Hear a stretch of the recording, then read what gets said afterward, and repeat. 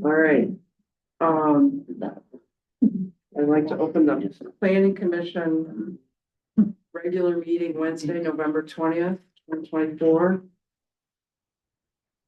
And this is what we're roll call. Free, Mark, me, Bradian, Moss, Newman, Robson, Wilmot. All right, well, we have a member. So first I'd like to say thank you to Doug Buck for his service, but he has decided to step down. He's starting into some. So that member used to be on the committee, and during COVID, he got at the hospital, and so he had to step down. So I'm really delighted that his time is freed up and he can come back. So this is Bob Crapper.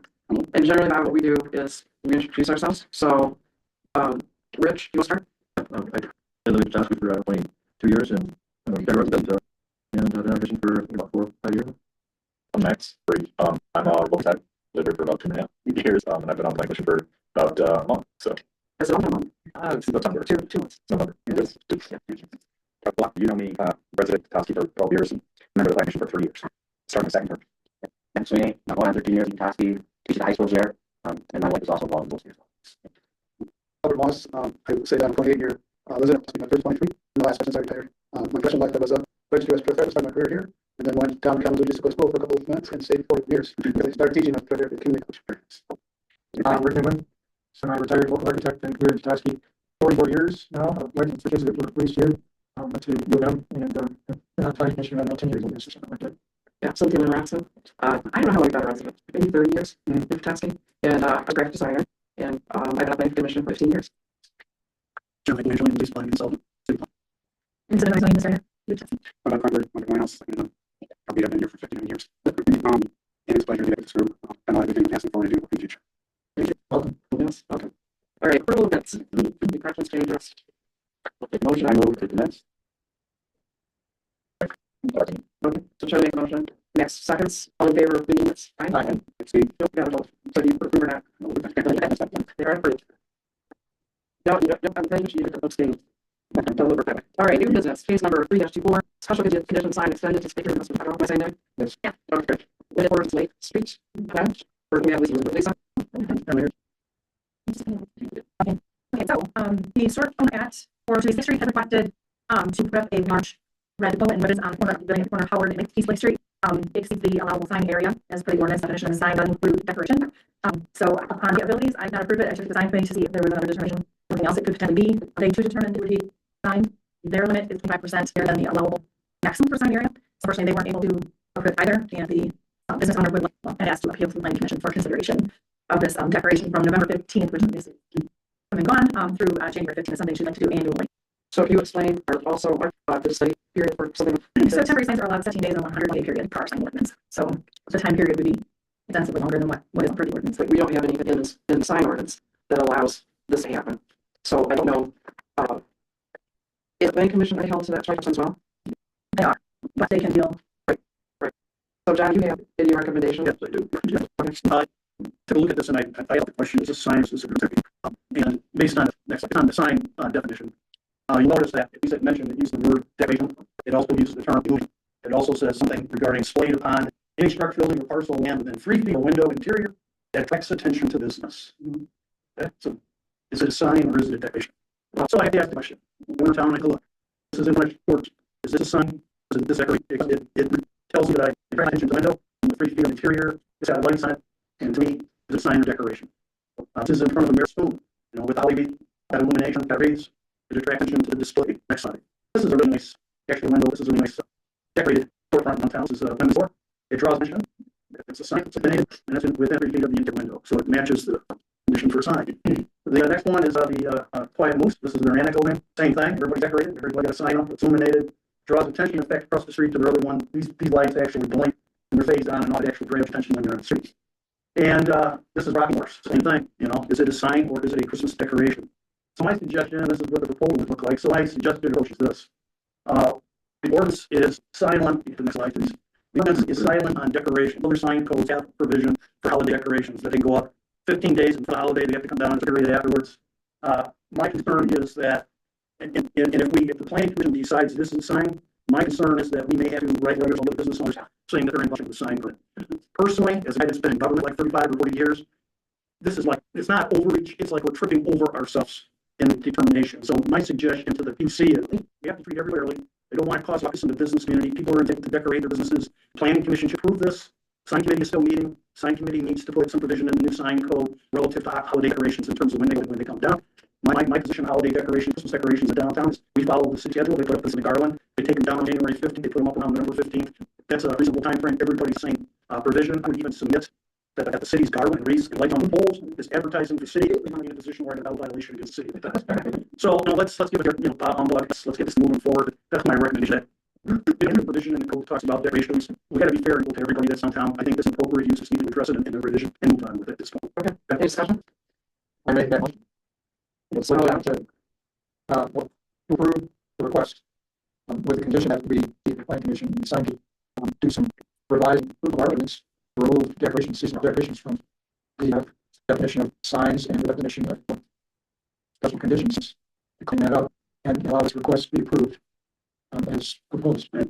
Yes. Same with the standard November 15th to January 15th display period. Okay. Rich?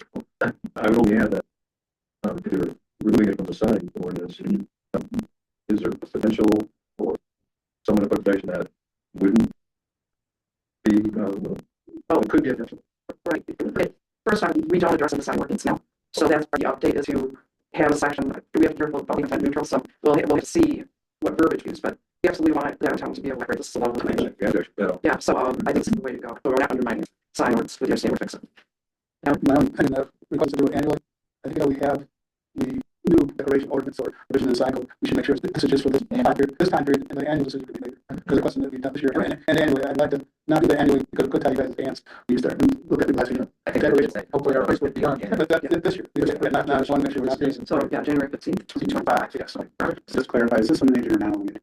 Illuminated with red lights. Stay Okay, there. station. And then the flat down, whatever you call it. It won't be there. It won't be there. It's just like Okay. All right. Next. So, Vuitton in London, Paris, just with their entire building in trunk, what was under construction. So, that would be great to see like around like a JCPenney or something like that, like a large site where building is limited. Maybe it's not limited to decorations or holiday. Maybe there should be some language to allow something like that to happen longer than just like a 2-month period it's limited to. So, Can we at least reviewed that for the demo installed, I think. They put a request to do some facade lighting, and that looked at as more architectural than the range. But it's a point. it's just pretty last thing, given like we're going back 30 years. Give me a second. I'm happy to say, but I also had a comment. First of all, I want to compliment the applicant for being slow in asking for permission. It was the right thing to do. I apologize that we didn't, unintended consequence of the ordinance, give you such a hard time. But the spirit, I think, of this planning commission is right on. And I think Lisa did a great job of analyzing it and working through it in accordance with the code, which is her job to do. And the sign committee did the same thing. But this is the correct resolution. So I did definitely and enthusiastically second the motion. Okay, any more discussion? All right, Rick made the motion, Charlie seconded, all in favor? Aye. That's unanimous. All right, look forward to seeing it. Okay, next is just a housekeeping item, approving the 2025 planning commission schedule. Any discussion? It's the third Wednesday of every month. So this is just a preview. We had previously been given meeting dates, right? There's no change on meeting dates. We just hadn't been given middle and second column. It should have just been first one. You should have just got first column, which is the annual meeting date. You don't need other ones. That's Didn't get the first column at the last meeting. I think we don't, usually annually. Yeah. We have a 2025 schedule. all right, so I need I'm to, reading what we did last month. I'm gonna throw a motion in approval. So moved. Okay, so Albert made the motion and Bob made the second, all in favor of approving? Aye. Aye. All right, now we move on to our public hearing. This is old business 5A case number PD 1-14. It's about public hearing on zoning amendment to 725 Harbor Watch Ride, which is called Villas Harbor Watch. John? We had submitted an application a few months ago to convert some space at first floor of their building to add some additional conduits.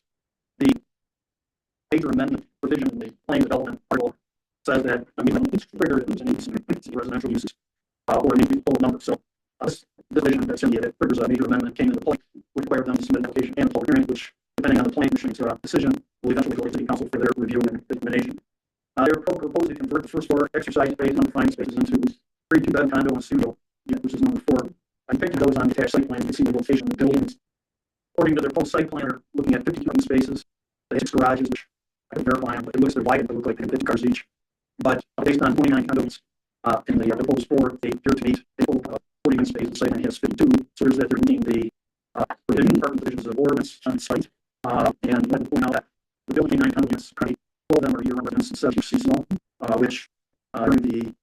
during the winter, the parking lot is not really occupied at all. I'm trying to be aware of that. I didn't include any parking calculations for the lounge area, meeting room, for the residents, and that were even computed their parking for the rents. And so, kind of a nutshell proposal. I think the applicant's represented there, and I'm trying to answer any question you may have. Okay, thank you. Did you want to present anything, or? I just wanted to say, first, my name is Julie O'Brien, and I sit on their board. And I believe we have 56 parking spaces, which include 13 garages, which have 2 actual really big garages, so like 13 there.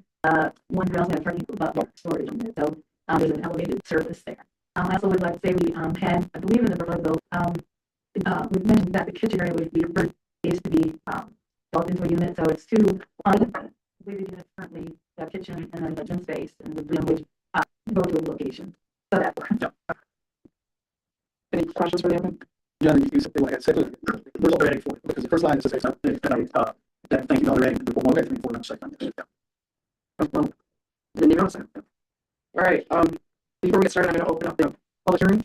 So please address the chair when speaking. State your full name and address before you begin. Please keep it brief and make comment related to this proposal.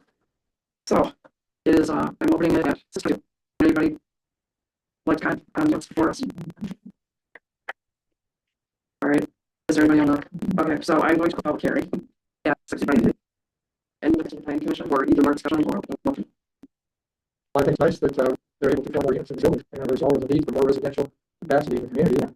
If, as long as they're not shortchanging the existing residents with recreational and fitness space, which apparently they're not. So I fully endorse the idea of where they can go to add these 4 units. Do you want to make a motion? Let's see if somebody else has any comments. So I'm going to have this unit tomorrow. It's not just in code and we use environments. That's a single, just a single person. Anybody make a motion? I will move that, that this proposal be accepted. You need any more detail on my motion? Yeah, recommend approval to the city council. And recommend it to this. City council. Oh, city council has to approve it? Because it's a Sure. major. Then I recommend approval and recommendation to city council for subsequent.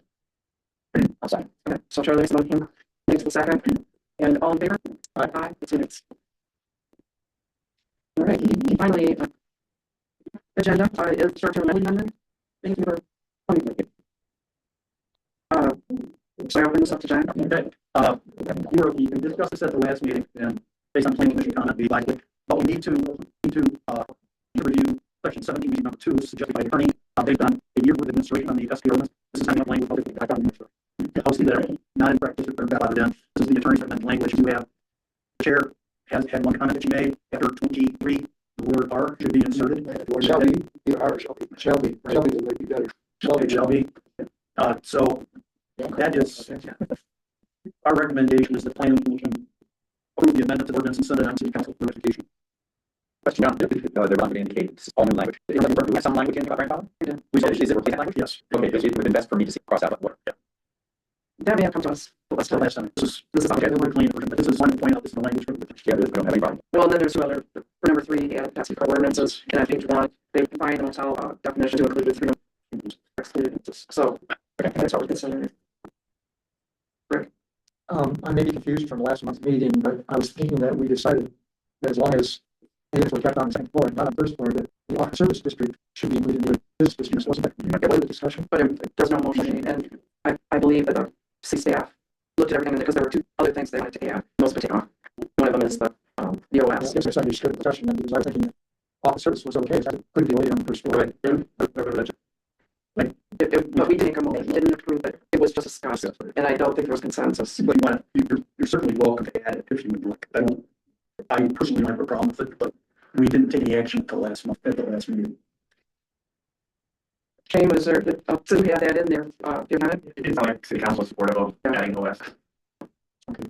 Yeah, I don't support it because I think there's a lot of valuable space that's currently located second floor OS, and by allowing this to happen, the unintended consequences, we may lose that office space. And I think we just leave well enough. Okay. All right, I'm solid. Just leave it all. This meeting, we need some experience with this ordinance. We thought we were going to change the meeting. I can see us let it sit for a while. I'm not paying attention to ordinance. I'm sure Lacey, that's right. In more discussion. So, do I have a motion? You made the motion. I sort of did from the last time. Okay, so Somebody else. we're done with discussion, I'm looking for a motion in a second. I'll move that be approved with the revision of the addition of shall be in section 17:18, paragraph 2, after December 18th, 2023, shall be. And what we're doing is recommending this for the city council for approval. Yes, thank you. So Rick, motion, Rich seconds it. Why would we do it on this one? Okay, Johnson. Aye. Wilmot. Freeze. Aye. McSweeney. Aye. Brady. Aye. Moss. Hubbard. Newman. Sorry, does it come back to you next meeting? Or- Oh, that's what we're supposed to do. We're supposed to schedule a public hearing. Does that come back? Yeah, we have to schedule a public hearing. I'm sorry, it's misguided everyone. All right, so we schedule a few. So these are recommendations next time. Will we change and still public hearing? We just approved it from public hearing. Yeah. Oh, yeah, it's like, I'll revise my motion. We won't with that. okay, so, We'll go with that. so good, we're done with that. You don't have to, right. Oh, all right, Ted, would you like to join us? So those are those updates and Ted, and so I was here for this. Ted, we're just- Like, we had 2.5 hour meeting yesterday, and we reviewed Articles 4, Article 10, essentially completed with one thing. Article 4 overlay district was new to the ZEC. I brought in, there was a floodplain purpose, which was really just to make reasonable, safe, and sound construction in case it could be flooding. Limited to that there apparently. The downtown overlay district, of course, we have, but we have, and that was, we had some verbiage there, but there was a realization previously, so for some years, down design guidelines from the down management board. And Rick knew was going to take a lot of time and try and see, I would incorporate some of the language we had, so we kind of looked at alone. So we did the floodplain article for the down overlay, didn't discuss much, we're going to try and look at and see what we can together there. There's a historic overlay district, John Hammond was in, kind of a master plan, acting preserving and that historic neighborhoods. Initial recommendation was to make it apply to the Mitchell Street Historic District, which currently exists, with the realization that there's more in the city that really could have discussion in the future to do that. I started the historic overlay district. There was a joint section strip, which in my mind, kind of putting in what's really required by state law and the environmental regulation with what line, 5 feet of shoreline, which kind of falls to law. So this Article 4, so the one thing that we've got to finish on is the overlay district. Otherwise, we finished that. Article 10 was the land development options.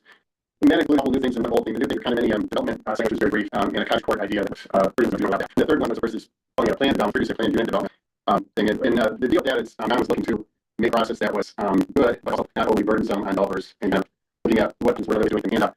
This has a way different from our current, and our current one is a rezoning. This is not a rezoning, it's an overlay district. So that simplifies a little bit. And then the process, which John says was totally different than what we have, not too different. So there's going to be a request for qualification with the planning commission here, a very brief initial overlay plans for the state, very cursory illustrations where things smell. Is it commercial, is it residential, open spaces, structures, where it might be. And the issue with the language, the first is, doesn't seem like this would qualify to plan unit development. They'll say why they want to do it. Plan development versus what they could do with current zoning and what difference they have from the existing zoning in the space that they think they need to make this work well. So that's the overlay up. Then the next step is going to be to present next full site plan, a fairly detailed presentation of plan. So I think we should for the plan development. So we work on that. We got that list form that I think will be pretty good. We probably have more info on that, right? And then it goes to city council for approval. And then this, the ordinance or PD ordinance, then it goes back to the planning commission approved the site plans. More detailed, but should be entirely consistent with what the plan is. So the idea is a progressive approach, progressive in terms of progressing from some information to people on board. Let's get more information. Developers, everyone's happy and more in that way. So that's kind of what it is. So we did get to that. Basically, we'll have that. Last one we have, we need to have 2.5 hours general provisions, and that's this. We have some of those in our current ordinance. It's kind of wastebasket thing. There's all items that are going to fit everywhere. Clear areas, driveways, sewer lighting, non-conformities, fences, etc., etc. Is probably 20 or more thing there. So we didn't get that. We're going to do that at the meeting on November 5th. and the general provisions is generally things that are in all districts. So like the driveway, sightlines, so they don't repeat it in each district. Fences. So that was called general provisions. Because it's required everywhere. So that's what we did. Okay. And Ted's modesty really worked very hard. At the point where my heart was being slain. I think the bottom line is we came up with it. So I appreciate all the work that did on that. Absolutely. Very good. Thank you. So does BD replace PUD? Okay, so we're not gonna have BD. Okay, two different things. The major difference in them is that the PUD is previously defined as a combination of both residential and commercial. In this case, it just says any development, be it a mix or one or the other. And it establishes a much clearer process than the ordinance that we have today. So hopefully it looks like we're going to get I think the Article 4 will be on the planning commission agenda for December for planning commission full review. I'll send it out. We'll send it out ahead of time. So we probably have the historic overlay part. You want to have the design. Or the downtown design. Yeah, then we at that meeting, we have an update, but yeah, it's like we're gonna have a sign committee before the next PC meeting. No, zone committee before next PC. Fresh. Is that what it says with other communities? What's that? The PD. Yeah, it is, if you recall here, we've got a couple EDs on this Water Condo one, number of Maple Block. Both of them had actual reasons, the majority of the properties are residential. So as Charlie mentioned, PD doesn't require that. It's like have all residential, they have commercial, with big mixed use. And then it's not rezoning, it's overlay. So it's more consistent. Ted, give me his background here. Ted, I had five municipalities, Royal Lake done it exactly, but the other ones, Grand Rapids, Lansing, Traverse City, were more like what John was suggesting, a bit of variance in what they required, massive variance. So I tried to pull together what I thought was reasonable, maybe the best of this. Still, there was some ideas. The other comment I would make is for the other commissioners, when you see this, you better understand that on the one hand, we want to make it not easy for developers, but more straightforward for developers so that they don't have to spend millions of dollars before they get an approval, which is very encouraging to developers. On the other hand, what Ted was fighting for was, and if we want information, make this even, and you were there, listening to the discussion, I was getting, these community meetings are open to the public, and therefore, Albert was sitting in the row, listening to the whole thing because he wanted more involved as a planning commissioner, and I encourage anybody else to do that as well. But you're going to see results of yesterday. Yeah, it was beneficial for me. I said, well, John, I've asked 10 questions and that time because I wouldn't understood where you came from. By being there, I'm not gonna ask questions that were already asked. And so, if it is Tuesday at 10 o'clock, I'm retired, and I've had to go as more than what they want. So I felt a good process to be there. I was uncomfortable, but do we have to worry? I did want to talk because we have this roll up, we can't have so many measures, we have one open meeting. And so, They didn't already- yeah, it's open meeting, so it doesn't matter. Anyway, I was there to listen. That was, and that's not to really have input. You guys had several meetings, I had minutes, so I had more history. So that was really good. If I can make another comment or question, and this has maybe been something I missed when I missed the second read. Is overlay district, can that be used for a lot of different purposes? Okay, because I know that, what got me involved in the commission, I know everybody else that was living on the west side, southwest side, when they were looking at, redoing the site of the American Post, whatever hotel there, by Gordon Foods. Which I didn't have a problem with that site, but because the strip across the street was also on that site, and they wanted to raise the building height to 33 feet, which would really change the view of downtown, which is one of our treasures. So if you ever went to, you could do it, we get the businesses, like we be the B3 area or consolidate a business, we've got some results. So it'd be really nice to have B1 to 3, that's it, or 4 zones, or you could in an area do a special overlay to have the view much quickly about the See, I don't think we're at a meeting, like, the vision. I also have, but then I have, we need to do a little more information for some GP. We did remember, Acme Township, we went Marquette, because us, show you, yes, plot out all these and determine where the projects are, because that'd be a checklist on something. It's just be, this is like a few shows. I told Sarah, I didn't want to mire the zoning system on the overlay stuff, but it's something that the planning commission should take a look at later and actually analyze. Right, and if that area stays the same, it's not going to be an issue, but if you needed to do something, it would be a way. One other comment. John did an excellent job at the last planning commission meeting of producing the zoning process and the required changes. He did a PowerPoint, as I recall, that I thought was very excellent. And as we reveal these chapters to the planning commission and then subsequently to city council, I think to continue that mechanism so that the PowerPoint can be expanded with each section is presented, the highlights of what the changes really entail and what the thinking intent is behind them. So ultimately, when the whole thing is put together, we'll have a very consistent overview that that the public should be able to enjoy, to understand what we're presenting and what we're voting. We have about, I'm going to take a while, Jess. I think we got close to 50 citizens that are on the east side of the teams and the sections.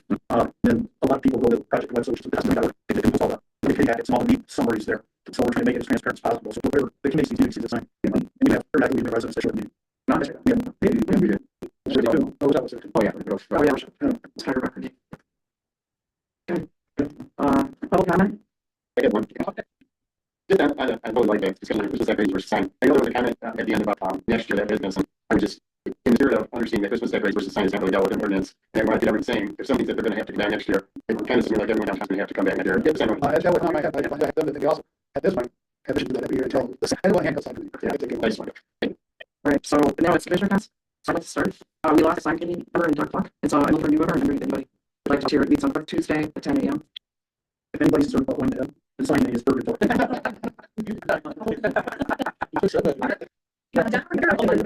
To clarify, it's out.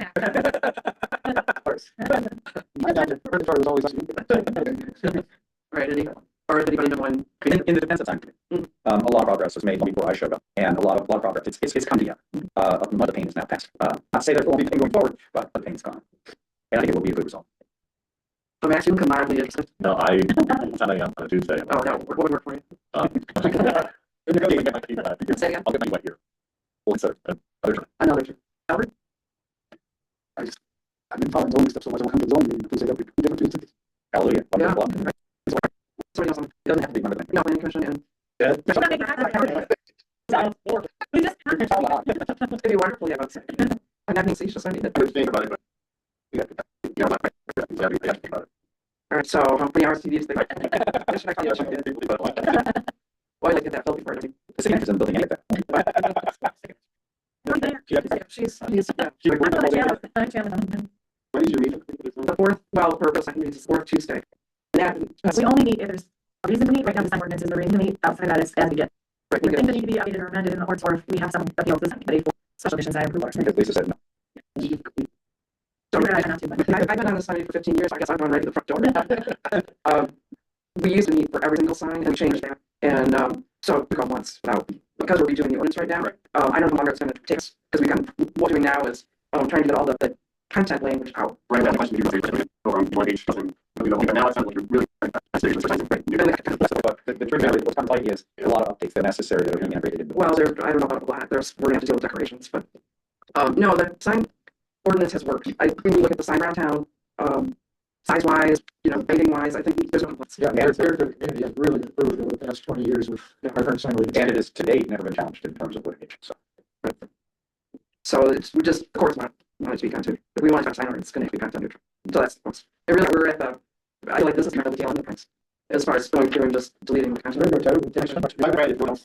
Okay, I'll let you know in the next meeting. So he being, what do you call that? We'll make him a temporary sign committee for HUSAC, but then you can decide if you keep doing it. But if you can help us out. You like your team? All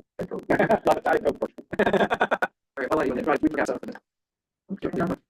All right, anybody else have commissioner comments? I just have a couple questions. Zoning permits. What's going on?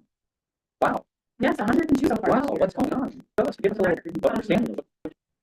I think a lot has to do with code enforcement between myself and the officer. We bring a lot, because he's out there every day looking, so yes, but it's a year. So bringing violations to the attention of the property owner, and Up then, to me, by the property owner of their violation. and then they come in, say, okay, what I needed is. That easy. Essentially, yeah, I send a letter explaining how the violation is, the application is necessary if there is one, and then explain that we need to do to comply. What kind of, Accessory structures, fences, signs, I mean, it's a wide variety.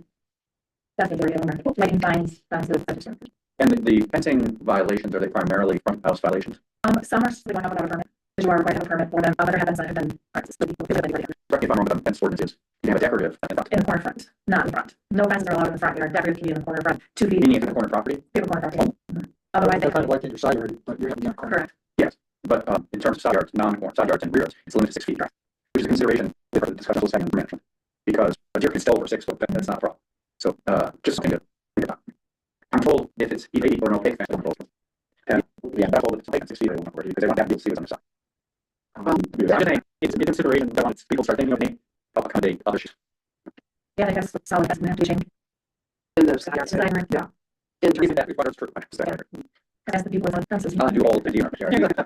I'm sorry, if that design board is with this year, I'm free. Staying in the quiet, we're here. We have to Oh, that's true. But we have to come in next month. I think that reflects that the zoning ordinance is doing a pretty good job of addressing some of the issues that may cause the deer question. Like rules. Is the applications is staggeringly underwhelming. Not even, no area either. Maybe it's gonna take some time, you know, we have to put it laid out and the people understand that's an option, yeah. Well, yeah, as he points out, construction costs today. So, and there may be limitations that are posed in our language that we didn't realize are limiting it. You can say like construction costs, but there's a lot of people that don't live here, they're buying into Koski, people lots of money into existing houses. So there's a, you know, there's no discouragement for the construction costs. Do we know the percentages currently of vacation homes versus homestead homes in the city? Well, we can give you the number of non-homestead. That's what I meant. Yeah, I can run that analysis for it. But you don't happen to know approximately what it is. I thought the last time we did it was quite high, but It's Like 40%. Harvest Springs at 68%. Well, they're predicting, was it school board meeting national that will be happening as far as fun fairly soon. Yeah, Because of the number of seasonal homes. Just moving 18 minutes. yeah. So yeah, so say the last certainly for students, and if your non-homestead taxes exceed that amount, you want to consider odd one. So they will make the. What's the consequence? Get more money. Also get more. Yeah, school get more. Yeah. Yeah. So the way versus, let's say the state of Michigan, each student is worth $10,000, and your non-homestead tax base brings an $8,000 student. The state kicks the other two. So non-homestead tax exceeds that, then you get that additional. So you did it all. You covered the 10,000 that the state would subsidize, and then anything that comes in over and above yours. And so like Parks Range is that, and so if they're predicting that fairly soon, we will be tasking as well. There's another, last time I looked, it was 29 and 30. Yeah, and they're additionally the subject. So like in Northport, is not much money because they have the national record right there, so that formula. But as we know, a formula doesn't also apply to our student bodies because so that's student body uses. Because you give the numbers, it doesn't count. The numbers range, but not because you're bringing in money from the non-homestead. You know, So we have less students, but more. So this all seems, because it just seems to me to be not a good thing to have 50 or 60% of our homes only seasonally occupied. That's not, You know, I understand. So it's not supported by the school. we counted one time, how many kids in the neighborhood? It was 87 kids in that 4 blocks. I would double all of them. We have one on our block anymore. I can all our whole neighborhood up there, more than everything around, Curtis Park. I mean, what's happening, Charlie, is that you ran a multi-variant chart. The number of housing units increased, like the population is flatlining, the population, the kids getting older, and the number of kids are coming. The average household size is 9,000. I think the house is going to 2 people. But the number of housing units is going to be higher. Population is going to be less, but it's going to be older. So it's a really interesting dynamic. We don't have to base it the two developments. I don't think there'd be a lot of seasonal renters. Those Apartments, no, but probably people. So that's a positive move. Yeah, from the standpoint of all of these demographics. The question, if we can all subscribe to the idea, this is not healthy for the community. What thing is the planning commission in to think about that may help those trends? Well, what you may think about from a planning perspective is that it's happening like a Maple Corner. That apartment complex, like there's one that I work on in Township down at Grand Traverse. the developer community stipulated as part of the approval that couldn't rent anybody within 6 months, and the developer agreed because they don't want it to the seasonal renting business. They want year-round residents or people who are signing leases for a year. A lot of what they do. Why? They can make a lot more money too. Right, but then I look at, because I knew it was going to be about 20 seconds I spent something. I would have been better off if I got it every. Well, from the standpoint of a resident, he's talking from the standpoint of a developer, right? Why would you go for the money? Why do you go for the lumber? They fully want stability of the population. There's not people moving in and out. The other part is that they understood it as developers. The market is room for people that are looking for more housing. So they there's more of a single market because people in that should have some difficulty here. They can't find people to work, but they're providing apartment units for people that are working are willing to rent. In fact, they came back for a big amendment of the PD because they changed the units. They had a lot of 1 and 2 bedrooms. They have 3 bedrooms, and they changed the footprint that each bedroom has some back. Yeah, down in my they got units. I think that's what we. Well, they have large families, but they also have units. But the people that live there are working in the community. So, but yeah, this thing that's going on, that Rick had mentioned, number of housing units, how population is falling because you can't. The census doesn't count seasonal people. Right? It counts year round. And then the other part is the population that is living here is getting older. They have less kids, and it's impactful to school. But also during the year, outside of seasonal months, there's also economically, there's also a decrease in disposable income that's generated in the community because there's less residents to support businesses. So, like for example, in Harbor Springs, a lot of businesses shut around the winter because they have clientele, and that's the impact. So, yeah, well, it's all very interesting, these dynamics. And one of the, at least the impression that I heard was that the term ordinance was necessary to help curtail people from buying into Petoskey as seasonal people with the intention of supplementing a purchase with short-term rental.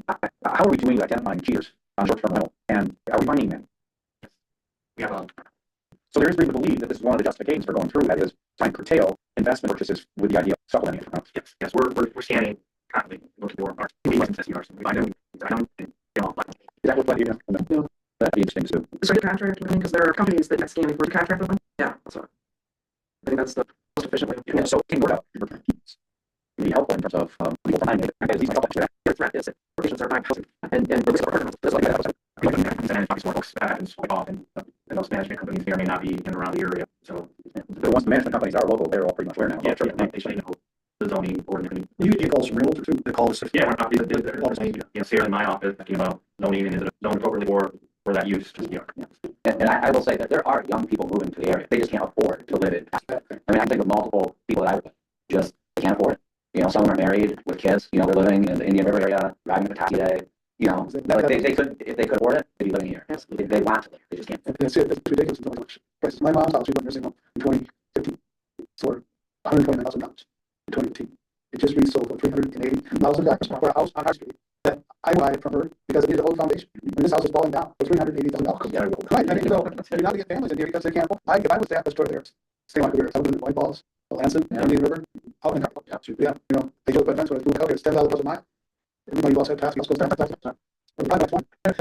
So I don't know what we do. I don't know what we do. There's 2 houses at around Bridge Studio that are brand new, and I think some 205. They're very small. Those were built by affordable housing. Right, but that's what They can't housing is now. And that's unachievable if you're working away or how many tax you get. And no many. What's interesting about it is that those 2 houses were built for resale as a rent. They got rent tomorrow. They've changed it so they're on like a 1-3 year plan. Oh, they also bought across the street, right, that as a rent.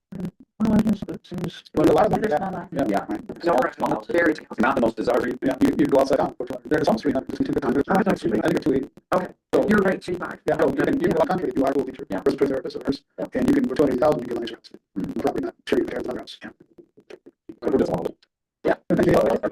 I don't know what else to do about it, but I think it's just something that we need to continue to recognize. That the entire character and nature of this town is dependent on a robust family community. It's just like what about the Yeah, 45 years. About Harbor Springs, go through that thing 4 years ago. You know, the community like us, families. Not anymore. Yeah, that's the town I someday. You know, I mean, my brother graduated 2 years after I did with over 100 class. They're down to 1. You know, it's just not very seasonal. Yeah, players, not full. Yeah. So, Okay, I should have done a question. What qualified workforce housing was that? Like this house that they're developing at Michigan and Emmett, and Sardi and Roof. Oh yeah.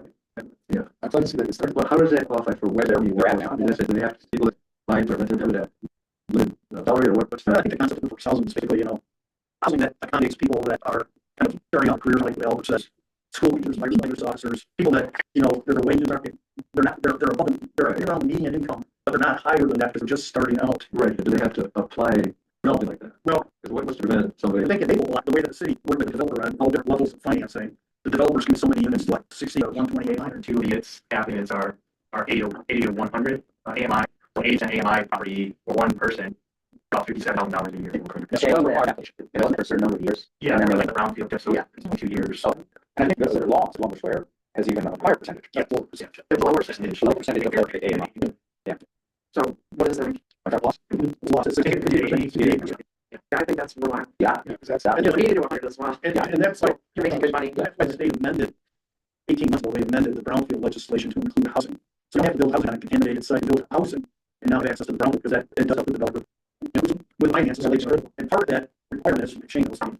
They go through a lot, part of using that financing from NISHDA, the developer has to, work NISHDA, and they go through financial analysis to determine when it went, it's pretty difficult. And they have to submit, sure that from a standpoint, to following the guidelines. So, we know 57,000 a year, that's 38,000 dollars. I would say that if you went out and comment down numbers right now, I'm getting 30,000 now. There's this, $38,000, that 37, that kind of money, you know. It did come up on a big block property, that comes out at a lower percentage, because we felt like we still had that 80 to 100, we were missing kind of a number. But, you know, developers need to make a decision that this pencil out for them as well, so it's kind of a fine line there. And what people is, you know, reverse housing, where a senior citizen is ready to downsize, hopefully they have land there, which opens up a property for someone else in town. So as we shuffle around, I would think that it's not going to be young families, it's probably going to be, you know, seniors as well. So And there will be professionals that live in. even if that, my staff is doing, you know, 30 plus minutes a day. I have 2 public safety officers that live in the city, which is, you know, I know every one of them to be in the city, because we all know what benefits by having that happen. But yeah, Do we, what are RRD properties, do we have in the whole, that are of value to this equation? The development ready properties that we've identified. yeah, along the Denver front, that's a property that's actually in our master plan as a property of interest. Is that all I single? Yes, yeah, there's many of them. Yeah. But he's working on that. Oh, yeah. Owner. That's property of interest that we would love to see. It's got some blight to it. Obviously, it's not real attractive, and we could reimagine that site being a much higher use than what it's currently doing. So that's certainly a Does site. that extend to that open area between them and the excavation company? Long road. Yeah, Give me one second. yeah, it's up to the op, yes. I didn't know what it gives them the open model that's on the. See, a lot that we own here, but we can some of it we never. Yeah, it's like to develop. Yeah, that's kind of alternative at some point. Maybe doing that over Washington Street, number, I was cut that all the way down. Yeah, and it's with the development, the loss, not see desirable. Yeah, to put pressure on first, Yeah. business to remove We it. can really extend through those developments. So it's pretty rural. you're still gonna see some displacement going on, unfortunately. We did contact the Crestview shopping center. We want to have straighten out the area that you take Yeah, and the property of all of them, that all that parking lot is usually 2/3 full. You can try it, that's separate, that's a real, that's down this under.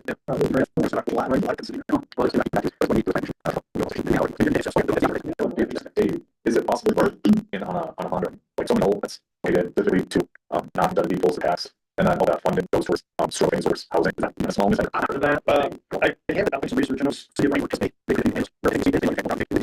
put it out in that there were signs the bond proceeds were going to be used to build housing, which in turn was going to be used for families that met the income threshold. So people in the I guess bought the bonds, they interest on it, but it's kind of more of a philanthropic thing, you know, kind of all in the state. You're asking for more, it's more about that. yes, we talked about rating our SDR and setting that money aside into a housing revolving fund or some sort of work with community foundation and saying, you know, use our folks to us all our legislation where they would add an additional tax that, you know, if you trust that happen, but they funnel all that money back into local communities. You know, they do that revenue sharing, but that hasn't really played out like they said it would. And so I don't know if there's a lot of trust that they would follow that, but There's only a limited number of SDRs. the other thing was, do we can you treat the area of their money tax or so I know options that we should consider. That address the non-staff ones that are just being purchased. Say empty. Frisco, Colorado, it's 100% seasonal ski. You build a house in Frisco, it's your ski house, and to rent it, you have to have so many square feet for the house. For permanent lodging, for improvements. So we used to have to sleep 40, 50 people, houses. And always above the garage, there was an apartment. And you see the guy from the park, either being your or being later in the restaurant. It's interesting. I don't know how that really applies here, but if you were to be a seasonal renter, or you don't want to be a part-time resident, you know. We only have time to discuss. No, but it is 7:25, so I can pass it on to John. Do you have any updates? So at 7:23, I call the meeting.